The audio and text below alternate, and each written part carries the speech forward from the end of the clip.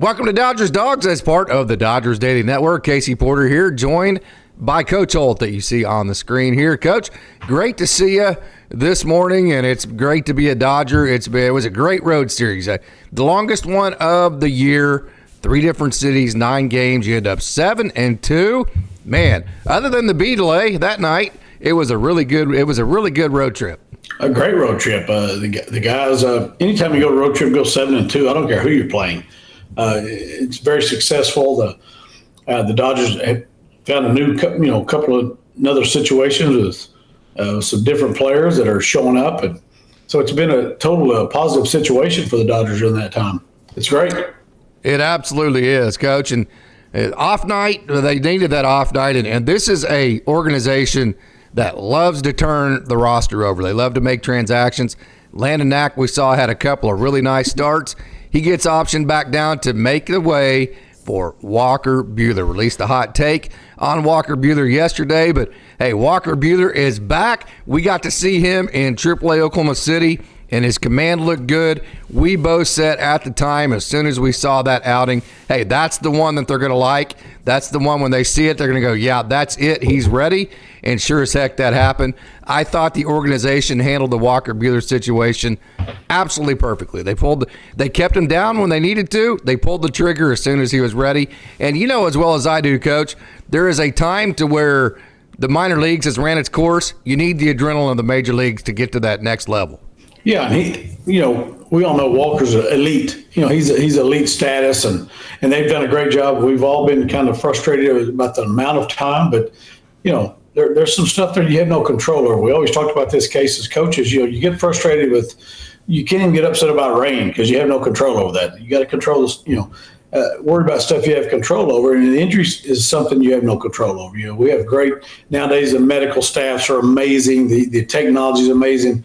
It's taken him a long time to get back, but the Dodgers have handled it well. He's handled it well. His handlers have handled it well, as far as not rushing him and say, you got to see him pitch in Oklahoma City, and he wasn't that far away then, and it's time. He's an elite pitcher. He can be 98% and still be very good. Absolutely. And you throw him in with Yoshinobu Yamamoto, eventually Bobby Miller, maybe Clayton Kershaw, and then maybe James Paxton can get his walk rate down a little bit. And then obviously Tyler Glasnow, who has just absolutely been an ace. So the pitching staff is looking good. Also, BlakeTreinen threw again last night, threw very well. Got to see him the other night. So getting BlakeTreinen back and that really, really dirty slider that he throws, that would also be a big deal. Hey, the bullpen for the Dodgers, they went 23 innings in a row without giving up a run. We remember it last year. It struggled early. This organization, they love to play at the roster until they get the right mix, and it just feels like they're doing that again this year.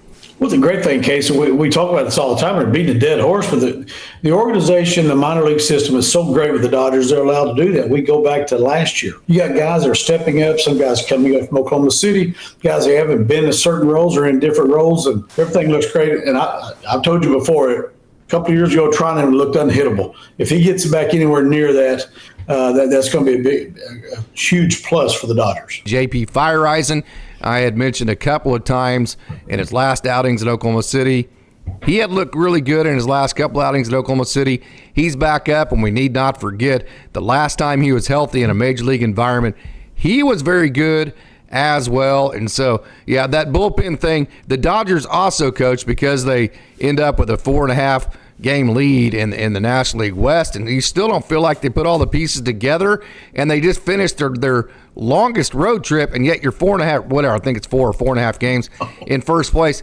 That also allows the front office to play with the lineup and the roster a little bit, to see all the different pieces they have. And also, this is another big one, too, as well as anybody, Coach.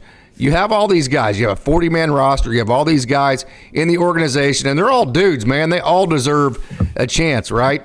So any chance you get to use your entire roster to keep everybody happy and engaged, that's always a positive thing. So the Dodgers just kind of shuffling people around, it drives me insane from time to time. I call it chaos, that type of deal, but it does keep everybody hooked up and engaged. And when you're talking about just now getting into May, that's a big aspect of it.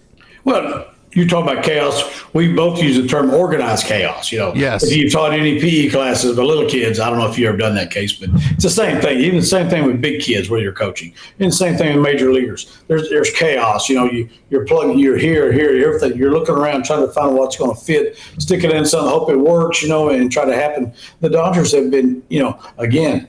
Dave Roberts is on pace to be the manager of the year again. Now, the great thing about the Dodgers this year, the buffer is the offense. We call it the buffer, the cushion is the and Tyler Glass now. I think he's been a cushion too. Yes, absolutely. And now Yamamoto. Yes, because those two, you have the two bell cows there. You got an offense that even on the nights you're not great on the mound, you're still going to win. So there's a lot of ways, like you said, that gives the front office, the manager, the coaches, the entire staff, the organization, the opportunity to play, as you mentioned, play with some things, knowing we're not going to suck, no matter what we do there. So that's a great situation to be in. And I'm going to say it. I've been one of Robert's biggest criticizers in times past, mainly during the playoffs. But it's still early, but. Rightfully so. Him and the staff are doing great things, just like they did last year during the regular season. I mean, Wednesday night they put together a lineup, and I looked at it, and I'm like, what? What? You got Chris Taylor, no Shohei Ohtani. It's just like, wow, okay, no Will Smith, that kind of deal. And then you go out and score 8 runs, and your rookie goes out, hits a home run early in the game, gets you a lead. And the next thing you know, Yoshinobu Yamamoto – with his nasty, when you have a guy that has elite command to begin with, then you give him a 5-run lead where he doesn't feel like he has to be totally perfect at all times. That's game, set, and match at that point, right? Well, it's crazy because, again, we're not in those discussions. All the analytics, everything that went into signing Yamamoto, we know why, what he's shown, in the World Baseball Classic, all those sort of things. We know what's there. They know something. They gave him that contract. They signed him for a reason. He just didn't have the experience. We're seeing that. Because for everybody's the world the world's coming to an end. Yamamoto looked bad his first start. Come on now. I mean, that's really the only one he's really really looked bad at. Absolutely, and smart. People smarter than us they got a lot of money, and not just the money part. We got confidence in that guy. He's our guy. He's one of our guys, and that's what we've got him for. And you can see him getting better every start. Obviously, the guy's got a great makeup about him. He's intelligent. He's learning from his mistakes, and man, it's just getting better and better. And man, he cares. I'll tell you, 2 starts ago, I really felt like he kind of cleared that hurdle as far as getting comfortable. Coach, I call it that eureka moment.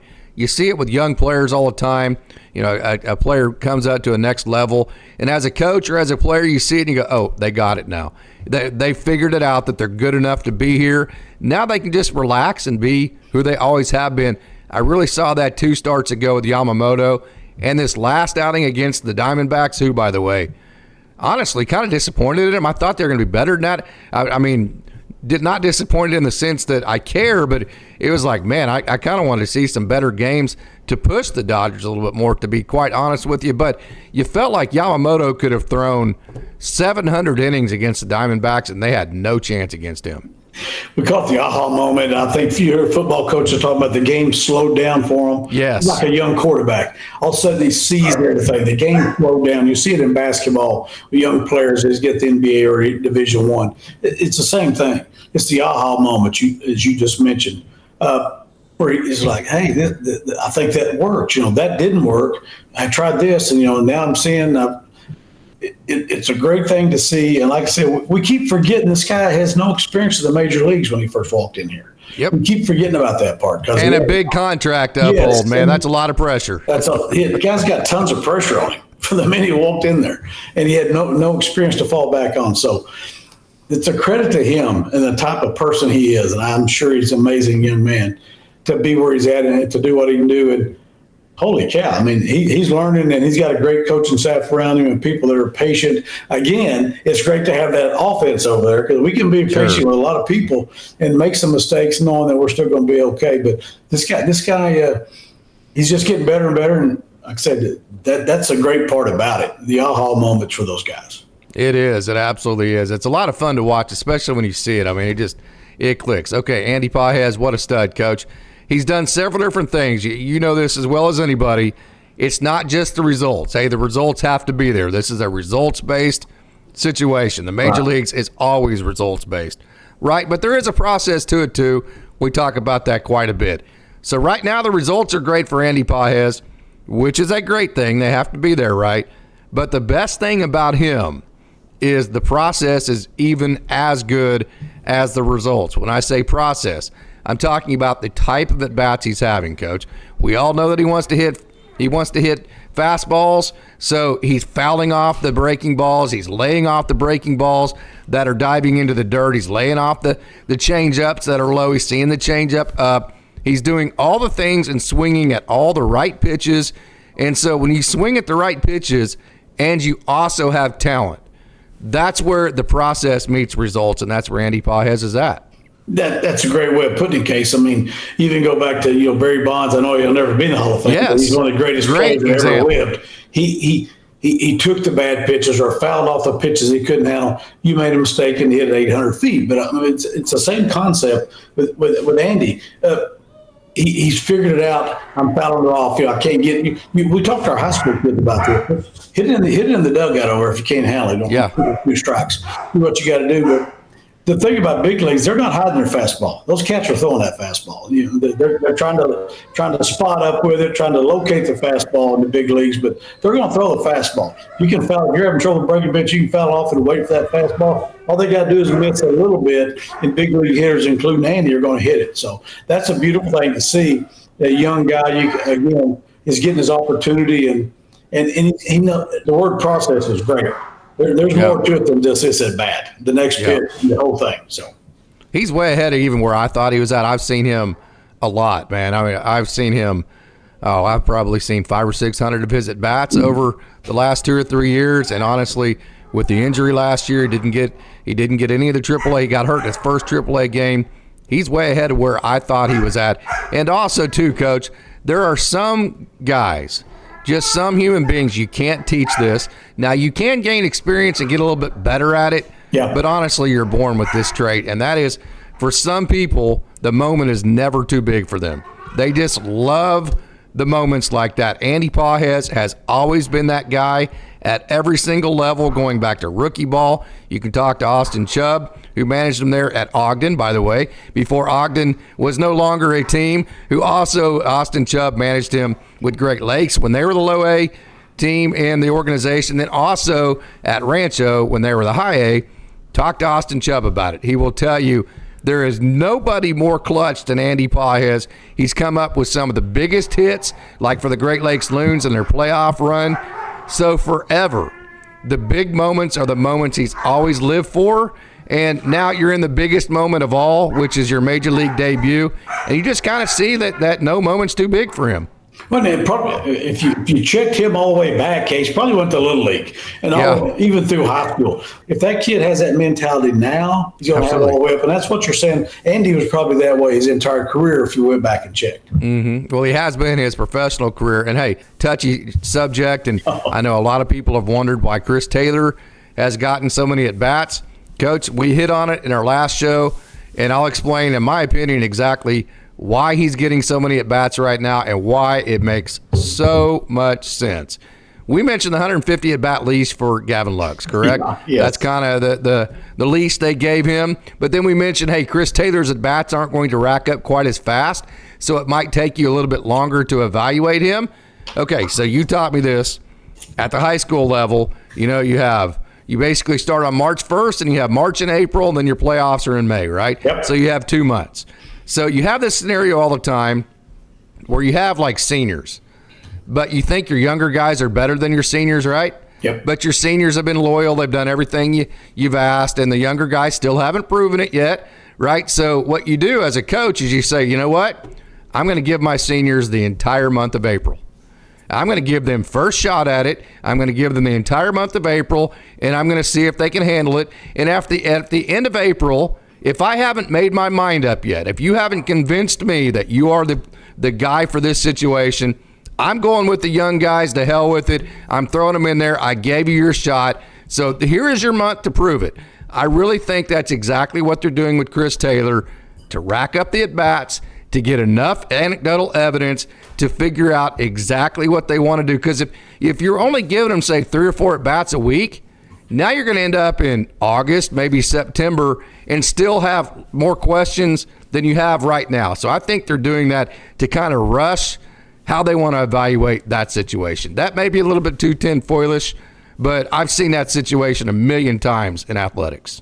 We're talking about sample sizes. We mentioned this before. I don't want to judge a guy on 30 at-bats. I don't really want to judge a guy on 60 at-bats. But the more at-bats you get, like I said, Chris Taylor's been there a long time.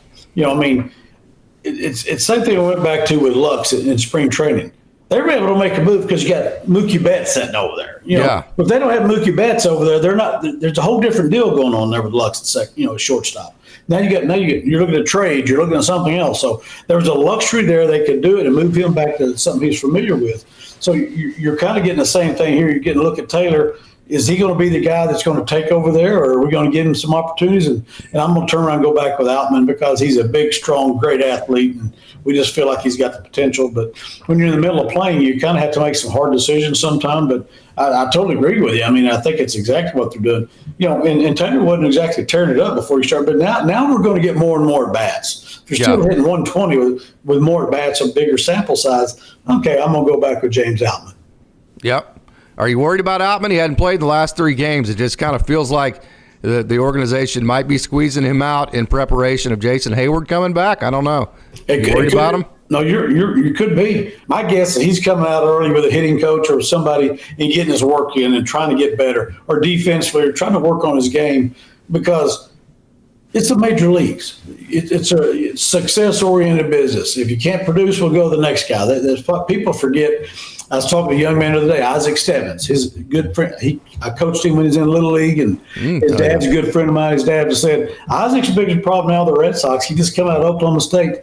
He hasn't got used to the fact that it's a one-on-one business. Yeah. It's transactional. It's a dog-eat-dog business. Yeah. Isaac has figured it out. You're by yourself. If you're going to move up, you got to, that's the same thing you're figuring out here. The nature of this business is success oriented.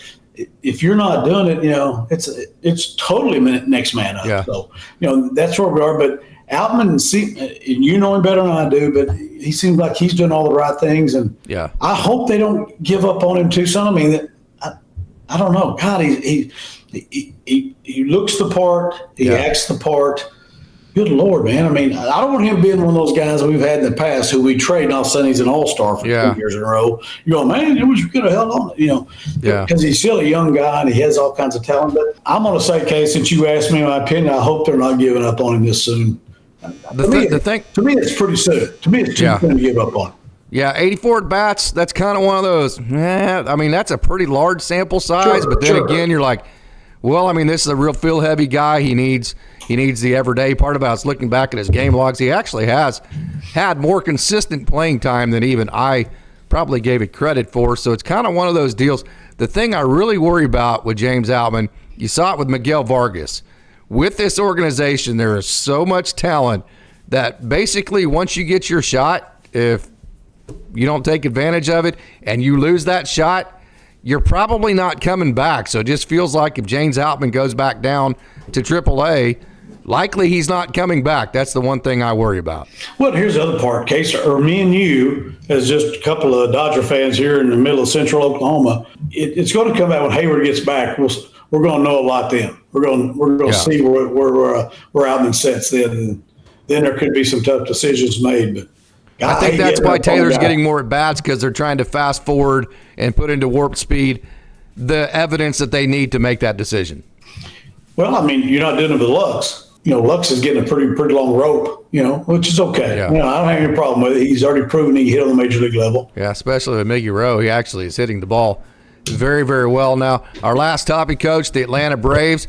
I know it's early, and, hey, the Dodgers are going to win the NL West. I think we would all have to probably agree on that. I don't think there's anybody that would disagree with that at this point. So in some ways, this, it's a series in early May. That's all it is. But in other ways, too, Coach, it's almost like this could be a statement, one way or the other. Hey, who is the best team in the National League, likely, right? I mean, who's going to claim dominance right here, right? I mean, so it's kind of interesting because, yes, it is early May, so from that aspect, not really the biggest deal in the world, but in other aspects, it kind of is too, right? Well, and I think I've said, I know you've said it too, the Dodgers come off as the class of the National League. Mm-hmm. But like I've said several times, you have too. The Braves aren't going anywhere. Right. That's a loaded team over there. And yes, it's May. And they don't play each other that much in the regular season. Okay, tell me how many is it?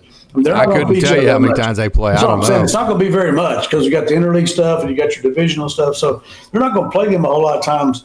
It'd be nice to kind of get something in there, in their head that maybe you guys can't. We know that doesn't matter when it comes October. It's who's playing well, who's healthy, who's made good decisions, good moves if you need to at the trading deadline. And so there's a lot of things go into that, but I wish we were there watching that actually, Kate. Yeah. That'd be fun to watch. But it'd be a nice time to set a statement with the Braves, but they're pretty good. They are pretty good. They are pretty good. Yep. No doubt about that. Hey, Coach, it's been a whole lot of fun. Great to see you again. Final thoughts. Like I said, I'm looking forward to seeing this series, how it pans out. A great road trip for the Dodgers, 7-2. Like I said, some things, you're seeing some different people and organization, things coming around, and Treinen coming back, and the bullpen been pretty reliable at this point. And things are kind of still, even though you got some moving parts here that we weren't planning on, things are looking pretty good. So I'm looking forward to this great series and look forward to seeing how it turns out and moving forward with the Dodgers. It's a great time of the year. It hasn't got to the hot days of July yet, but it's a pretty important time right now in May. Yeah, absolutely. Coach, it's great to see you again. Want to congratulate you on the air for qualifying for the Oklahoma 6A state tournament in baseball. That's going to be a lot of fun next weekend. Hey, and by the way, you guys have the team to win it. Go do it, man. We'll all be there. We'll all be cheering you on, so thanks a lot for joining. And next up, we're going to have Austin join us, and we're going to take a trip down on the farm. So thanks, Coach. Thanks, Case. Love you, brother.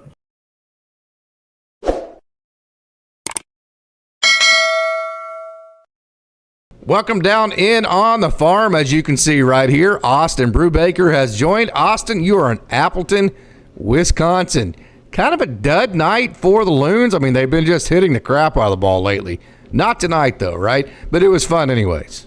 Oh, yeah. No, it's always fun to go to a baseball game, go to see the Great Lakes Loons in action here in Appleton, Wisconsin, reporting. Actually got to sit right behind home plate tonight, so I'm sure we'll get to some of the video.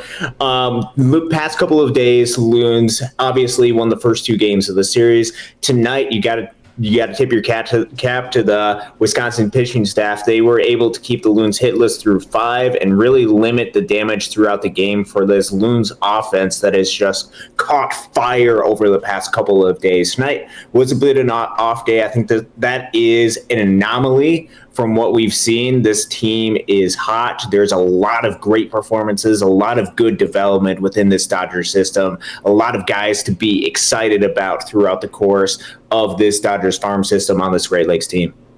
Talk about some of the guys. Of course, it was I believe the Loons set a franchise record for the best record ever in the history of the Great Lakes Loons for the month of April. So they've been playing really good offense. They've been pitching the ball very well. So one by one, take us through a couple of names that you think Dodgers fans need to recognize for their great accomplishments. Yeah, that's a great point. So we're going to be talking over the past couple of games. The game that happened on Wednesday, which the Loons won 9-8. They got up 8-0. Game almost got away from them, but they were able to hang out. And then tonight, they lost 4-1 tonight. There's a couple of standout performances. One, I'm going to mention him really quick. We spent a lot of time on him, but he did have a 2-home run game on Wednesday. Noah Miller is starting to hit for some power, switch hitting shortstop, really smooth fielder. You've seen the ability that he can have on the defensive side if you're able to watch him, but it is the bat that is starting to turn around, where he's already had 3 home runs in this series, where he's come back to his home state of Wisconsin. Noah Miller, if the bat starts heating up like this and he's able to hit for some additional power, man, watch out, because this guy is just going to get onto another level. And he's been at this level for quite a while at high A. He can move up fairly quick. So Noah Miller, got to give a shout out to him because of the great performances that he's had over the past couple of days, as well as tonight wasn't a whole lot of offense. The one guy who was able to hit for some offense, Alex Freeland. And how good is Alex Freeland been? He has an OPS well above 1,000. It's almost 1,100 to the point where his OPS is. He's just hammering the baseball right now, hitting for some power, drawing a lot of walks, a lot of which because pitchers don't really want to pitch to Alex Freeland, and he's hitting for a lot of extra base power as well. The development that he has, those two guys up the middle, are really cool, really exciting to see just the growth and progress that they have. A couple of other guys, some guys that we before you move on, do you feel like that the addition of Miller has maybe lit a fire underneath Freeland? I mean, he is the shortstop type of guy. Alex Freeland played shortstop last year. Is that team competition, the individual competition within a team element, is that at play at all there that you see? It very well could, especially them playing off of each other. They get split time at shortstop. So every other game is Noah Miller at short, every other game is Free at short, and then they'll go Miller will play a lot of second, Free will play second, and then some at third as well. I think that competition is good. I think it's really healthy. But I think this type of player with Alex Freeland has always been there. And just talking to a lot of people that are close to Free, that competitive spirit that he has always been there. He was hitting baseballs all the time when he was a kid, just trying to master his craft. And I think this season he is just unlocking a lot of the potential that always was in there for Alex Freeland. So it's really cool to see that growth and progress that he's had. And cool also to see that he's hitting both right and left-handed. I think that's a cool aspect. And that's both for Noah Miller and Alex Freeland. Yes. You add in that switch hitting ability. You add in their ability to play great defense up the middle with Free at third base as well. And then just their hit tool. How much value does that bring to a team? The answer is a ton. And they're a big reason why the Loons have had so much of a successful season so far to this point. Okay, anybody else you want to highlight that you've seen the last couple days? Yeah, I want to give a highlight, actually, to a guy that I don't know if we've had a chance to highlight a whole lot. Nelson Quiros, the catcher. It's kind of been the catching duo, him and Thayron Liranzo behind the plate. But in the game on Wednesday, Nelson Quiros had a couple of hits, even had a double to the right field side. That was really cool. Switch hitting catcher, plays absolutely 100% every single time he goes out there, and he is very solid defensively behind the plate. Just another one of these catchers where maybe not the highest rated prospect, but he is definitely one of those guys where, especially if you watch his game every single day, you'll appreciate some of the things that he's able to do. Swings the bat super hard, defensively super solid. Nelson Quiros absolutely deserves a shout out. And then from the game tonight, obviously, wasn't a whole lot of standouts, especially on the offensive side. But one guy who was able to settle things down, especially on the pitching side, Livan Reinoso. He went in and pitched, I believe, 2 1/3 innings from what I was able to recall. Was really able to settle down the Wisconsin Timber Rattlers offense, which dirty slider. Yeah. Oh, absolutely it is. And this hey, that's you, by the way. You see yourself? That is me sitting right behind home plate in the Great Lakes Loons jersey. Who's that with you? That's Marge. That is one of the bus driver's wife. Very cool, Austin. Very cool. Yeah. No, I'm really good friends with Paul, Marge, and Larry. Nice. Paul and Larry, some of the bus drivers. But Livan Reinoso is able to just shut down a really good Wisconsin offense that has a lot of interesting pieces.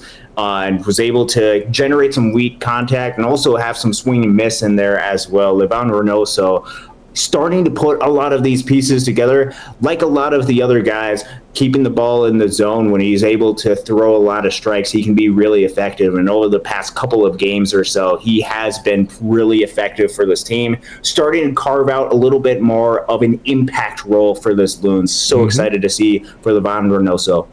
Yeah, another guy I wanted to mention right here. You got to see this with your own eyes. You just saw Austin on the screen. I timed that 5 times in a row on my stopwatch. The coach and me, I saw that. It's like, I got to get my stopwatch out. I got to put a pop time on this.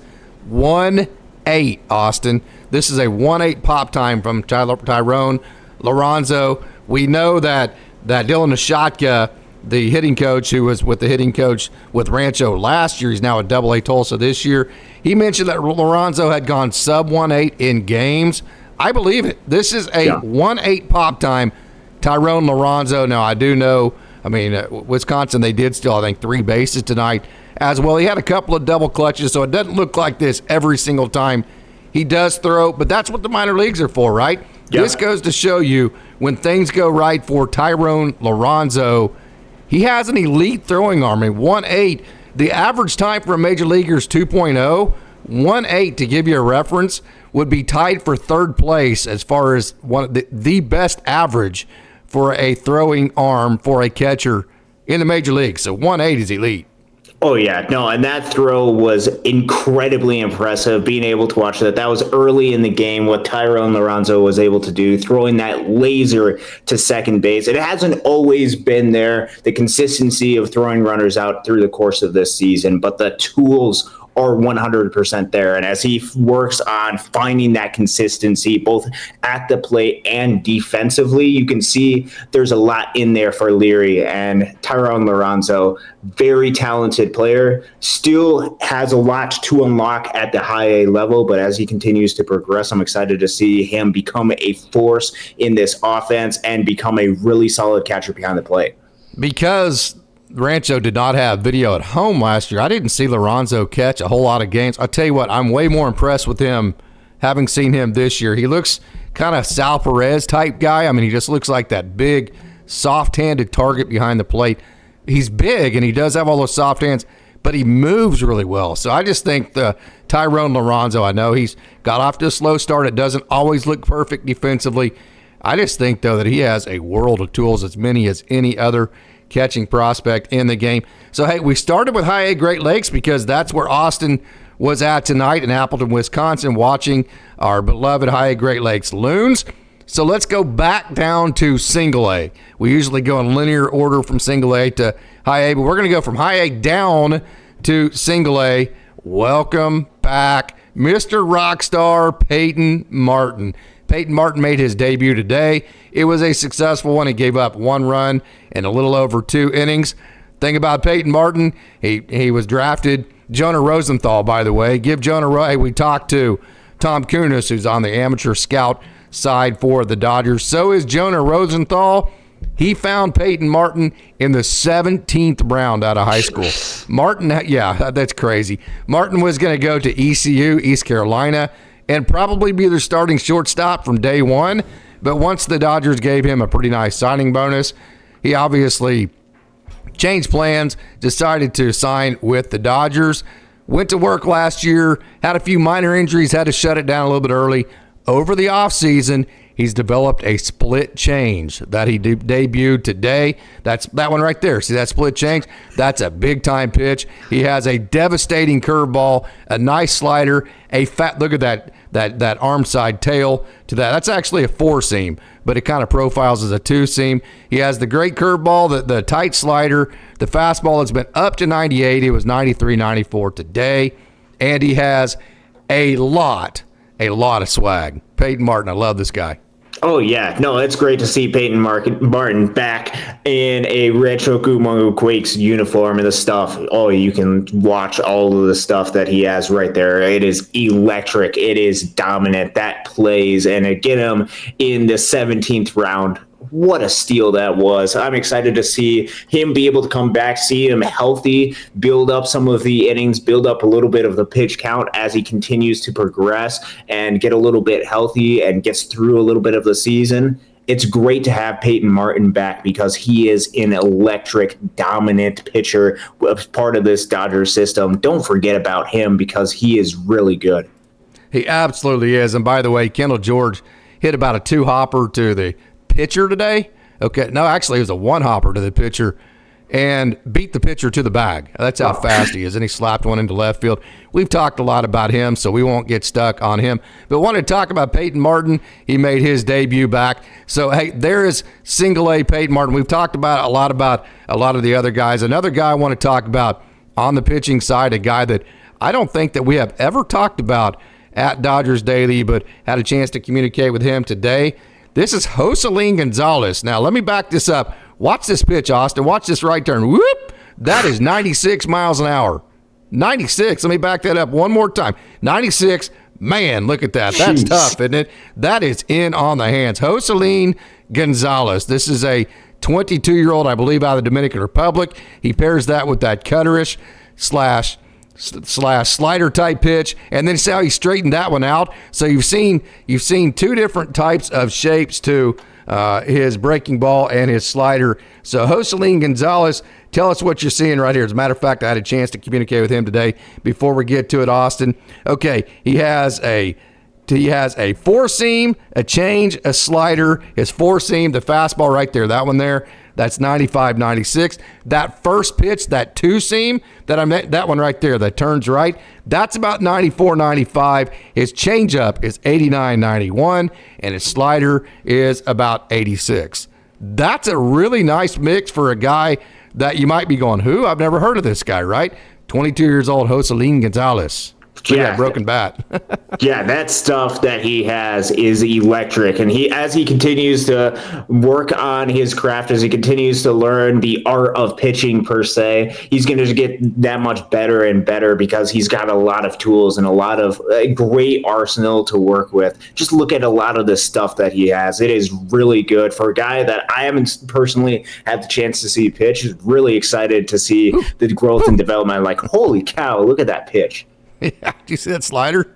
Oh yeah. Oh man, and that little get me over right there is nice. That's a really nice mix. I mean, that one right there hung a little bit, but that slider 2 pitches ago and that two seam right there, that's a good combo. Hey, I'm going to go ahead and say it here. There's a nice pitch by Ben Casparius. How many times have I said, boy, look at that. God, look at that curveball. Ben Casparius might have the best bag of breaking pitches this side of Yoshinobu Yamamoto in the organization. Really, seriously, he's very Yamamoto-ish, but yet he's hitting 98. I've been saying it for, it seems like, since July of last year. This guy is throwing the ball really well. The results are coming. We saw it in the Arizona Fall League. He'd have a great outing. He was the Arizona Fall League Pitcher of the Week one week. Then the next outing, he'd give up 3 or 4 runs. So it's been a little bit on and off from the results, but I've been saying stay patient, because the process is there. He's throwing the ball better than he ever has been, and the results are coming. Well, the results were there the other day. Scoreless, 5 innings for Ben Casparius, and he was totally dominant. Yeah, totally dominating. You can see by the stuff that he has. That's why we preach patience with a lot of these guys, because the stuff 100% is there. And with Ben Casparius, that you can see that pitch that he had right there. Just it's going to generate a ton of swings and misses. Ben Casparius is uber talented. The pitch dynamics that he's able to generate with the mix that he has is really good. Ben Casparius is a major league caliber pitcher. The tools are there. Putting that consistency together is going to be key for him as he moves forward, and he's starting to figure it out. And we saw this with his time in Great Lakes in 2023. After he repeated Great Lakes, he started to find consistency. Then he made it the move up to Tulsa. Now he might be finding a little bit of consistency at Tulsa, and then we can see him in Oklahoma City continue on this development track. The stuff absolutely is there for Ben Casparius. It's great to see him have one of these outings where he's dominant and electric. Let's go out of another one. Yeah, absolutely. Hey, Ben Casparius, I'm going to go ahead and say it. He has maybe this side of Bobby Miller, maybe the best stuff of any of the young pitching prospects in the entire Dodgers organization. His bag of off-speed stuff, breaking balls, is that good. And now that his fastball is caught up, now that it's hitting 98, I'm not saying he's throwing at 98 every pitch, but it's touching 98, and it's consistently 96 now. Now that his fastball is caught up to his breaking ball stuff, it's giving him margin for error. That's allowing him to feel like he can attack the zone a little bit more. The stuff has always been there.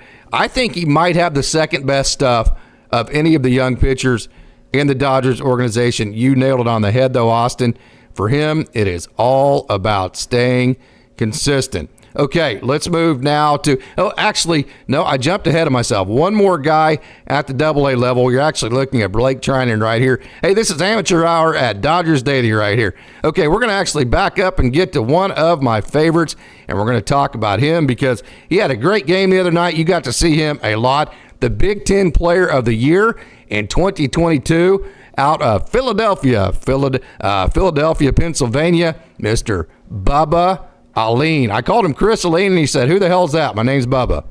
Yeah, what are you doing skipping out on Bubba Alleyne when he had such a great performance on Wednesday? I believe it was a day game that they had over there, and Bubba Alleyne was able to hit his first home run of the 2024 campaign. I believe had another hit for the day as well. Bubba is a fun player to have in the clubhouse. His teammates absolutely love him, and he's got very much a competitive spirit.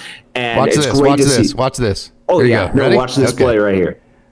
Oh, I love it. What a play, huh?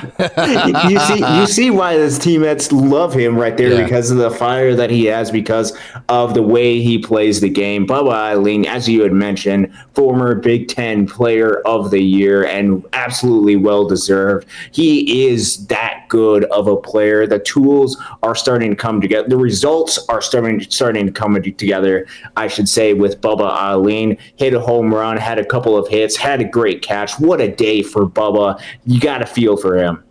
No doubt about that. Okay, it's no longer Amateur Hour at Dodgers Daily. We now are officially on the AAA level.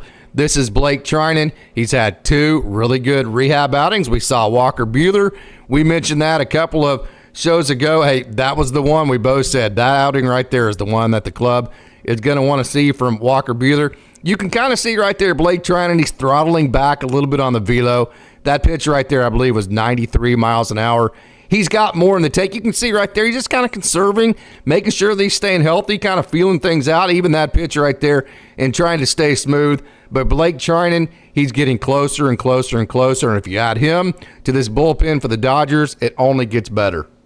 Oh, it only gets better. And the depth that the Dodgers teams have and the guys that they can move in and out as needed, as we've seen the Dodgers consistently do throughout past couple of seasons, they could really use an arm like a BlakeTreinen. And with his previous success that he's had at the major league level, you start to get excited about what he's able to do now that he's starting to get healthy, now that he's working his way back to the Dodgers. Then you can have another reliable type arm in this Dodgers bullpen, and you start to feel a little bit more comfortable as the game gets late or as you need to call in additional bullpen arms. I think a lot of the guys have been successful for the Dodgers in the course of the season, but having another guy that can be up there, that can be healthy, like a BlakeTreinen with such a rich history of past success at the major league level, great to see him going through this progression and start to have a little bit of success, but mostly getting the feel back for pitching. Another guy that we've seen at the LA level, you will see him again at Los Angeles. Dinelson Lamet, we've talked about how big his stuff is. He has the big fastball, the dirty slider. Matter of fact, that fastball that you're seeing, it actually sat 94.8. He touched 95.5 with it, but he throws his slider more than any other pitch. At least he has been in Oklahoma City. And that slider you're seeing has about 3.5 foot worth of vertical drop to it. That's a pretty ridiculous type movement to that slider. And then combined with the fact that he gets that much movement, and it was in zone 65% of the time, and had a 65% whiff rate. 4%, his four seam had a 40% whiff rate. So just tons of swing and miss for Dinelson Lamet. If that was too geeky for you, let me put it to you in these terms. Lots of swing and miss for Dinelson Lamet. 5 innings pitched on, what would that be, Wednesday? 3 hits, no runs, 7 strikeouts, 3 walks. This is a guy that the Dodgers will trust to bring back up, kind of in that same role, if you will, as Nabil Crismont. So, yeah, Dinelson Lamet has looked good in Oklahoma City. Yeah, it's great to see having as much depth as you possibly can, especially having them at that Oklahoma City ready to go whenever they're needed to be called on, and especially when you see that slider right there, just going out and breaking away from hitters and just being dominant. That'll play. And I think he's going to get more opportunities with the Dodgers as needed throughout the course of the season. It's great to see him continuing to have some success. You feel a little bit more confident with the depth on this Dodgers organization-wide with Dinelson Lamet.